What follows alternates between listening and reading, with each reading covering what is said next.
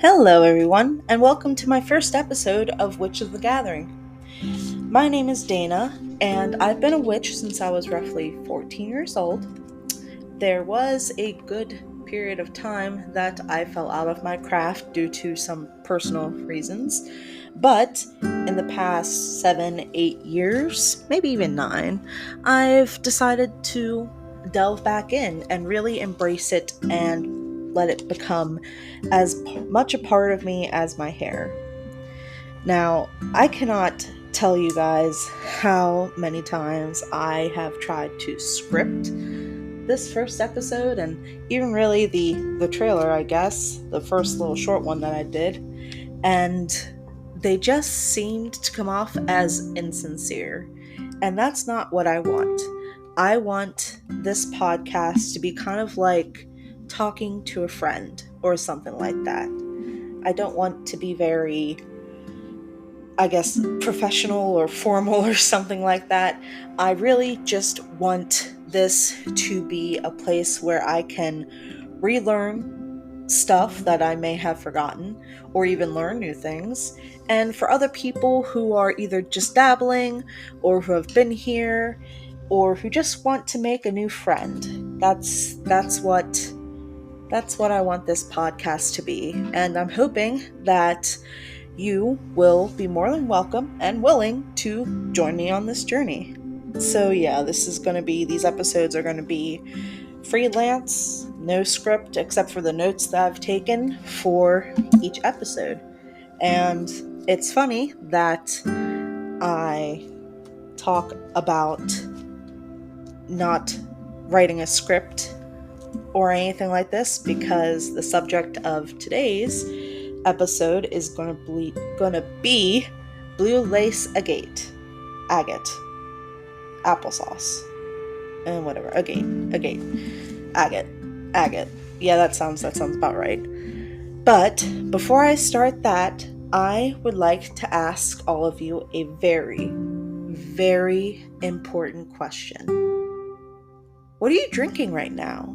Right now, I have a cup of licorice spice tea, which is utterly amazing, from one of my local apothecary shops, Sacred Moon Circle Apothecary, here in South Central Pennsylvania, which is where I've lived pretty much all of my life.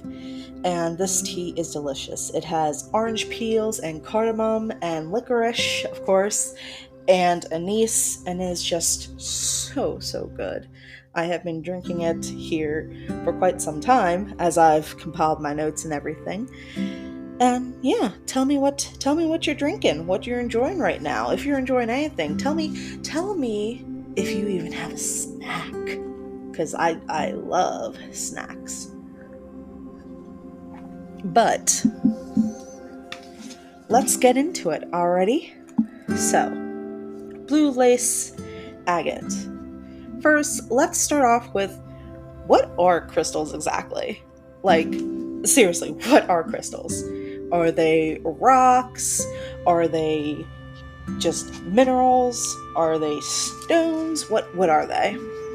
Well, according to my resources, a crystal is a solid body made of geometrically regular shapes. So it's due to their crystalline structure that they get, I guess, their name crystals from. And these crystals, they can absorb, conserve, focus, and emit energy, especially on the electromagnetic wave band. They can be formed from various minerals, and it is defined usually by its internal structure. So pretty much it's, I guess, chemical mineral makeup. And each crystal species has its own atomic lattice, which is how they're identified. So I'm going to assume, I think, that it's pretty much, I guess, their DNA, or, I don't know, their chemical equation. Not equation. Why did I say that? Chemical formula. Yeah, that's a word. And, so yeah.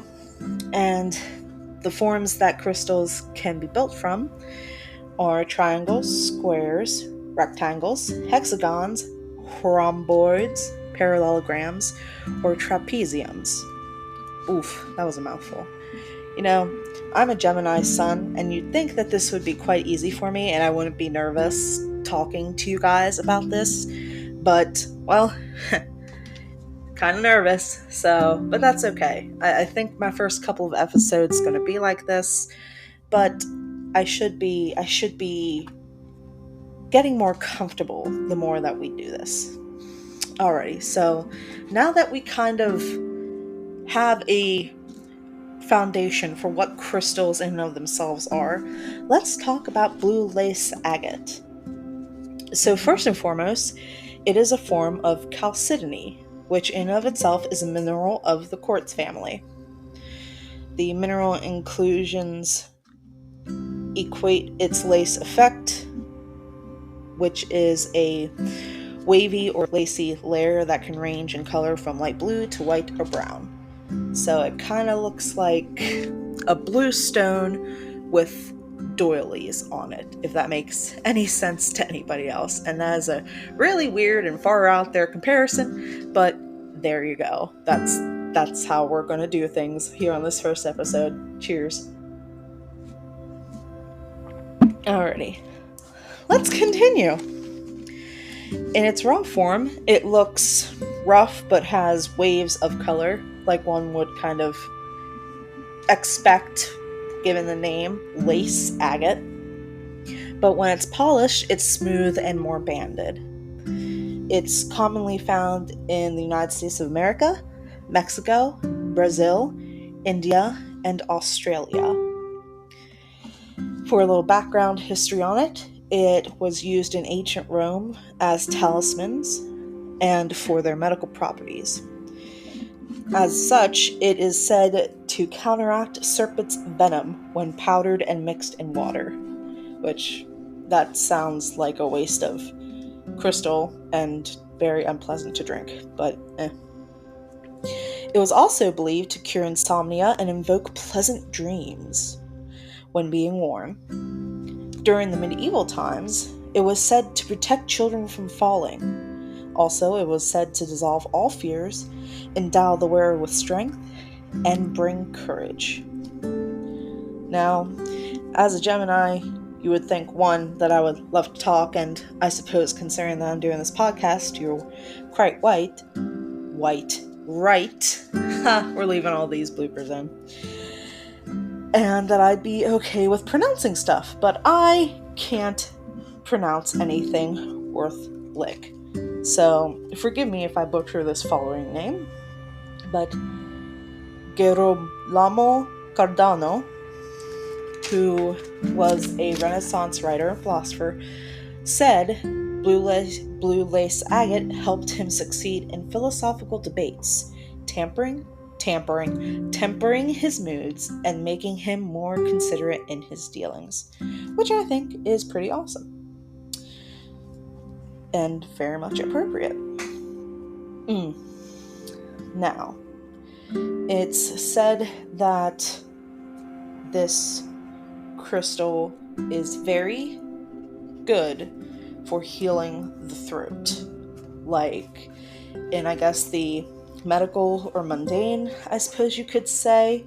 It helps release shoulder and neck tension, kind of helps ward off throat and lymph infections, thyroid deficiencies, lowers fevers, nervous system blockages, treats bone and arthritic deformities, and strengthens the skeletal system.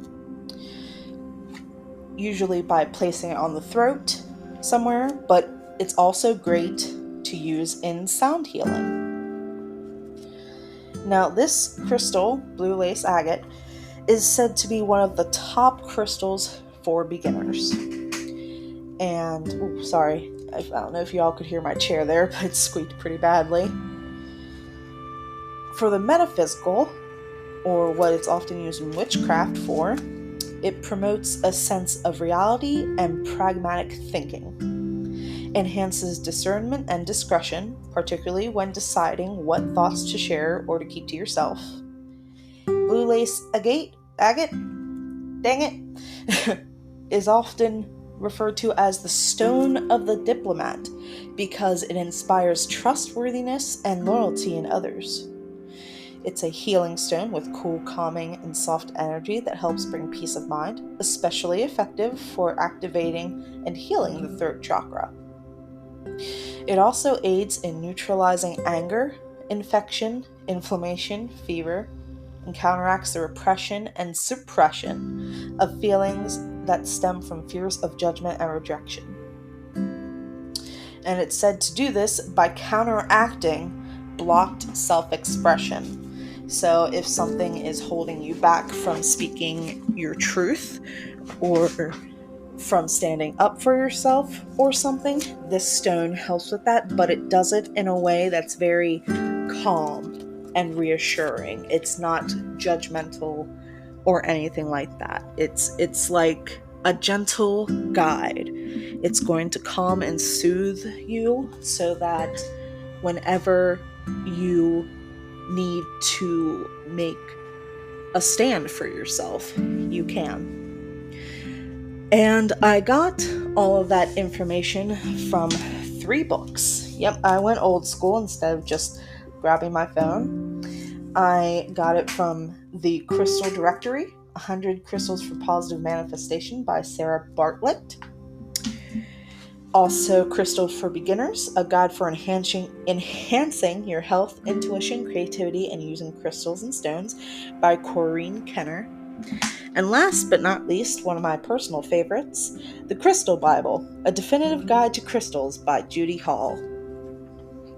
Now, before I wrap everything up, I want to do a little card, I guess, of the week. And I already shuffled the deck so that you guys wouldn't have to listen to me do that and me waste more of your time or anything like that. And right now, the deck that I'm using is the Journey Tarot, a deck for personal growth by Cassie Uhl. UHL. I don't know. I hope I said that right. I'm really sorry if I didn't. And the card that we got today is the Star. Ooh, I like that one. And it says, sit in stillness and look within. A spark of divine connection is always available to you, where you can see signs of universal magic flowing within. Where can you see signs of universal magic flowing within you and around you? Be open to hope and signs from spirit. And I have to say that when I first pulled that card and looked at it, because I wanted to make sure that I knew where in the book to go, so you guys want to hear all of the shuffling, that it was a very appropriate card for this first episode. And yeah, well, I hope that you guys liked the episode, and I'm sorry if everything rushed through, but I think everything will get better and more comfortable for me the more I do this.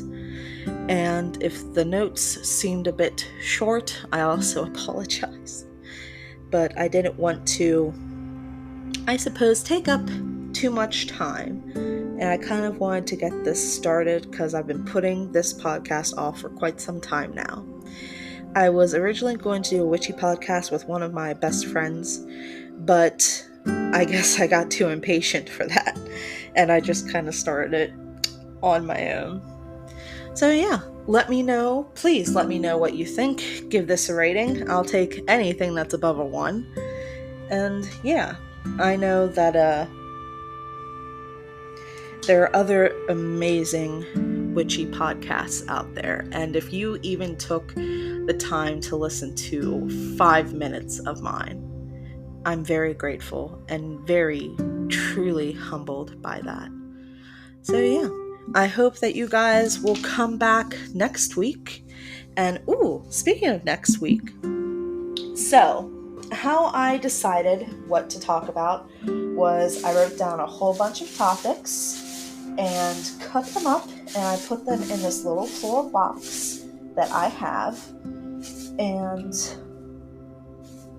I'm going to draw one each week to see what I'm going to talk about. And I just drew one for next week, and it looks like it's going to be a good one. Of course, I'm not going to tell you guys what it is. That would just ruin the surprise. And as Charlie Brown, as Willy Wonka said, the best kind of prize is a surprise. So yeah, thank you very much for taking the time out of your day to listen to me be awkward and weird on this. And hopefully I'll see you, you'll be back next week for another episode. Until then, stay wonderfully witchy. Peace out, Witch Scouts. Bye.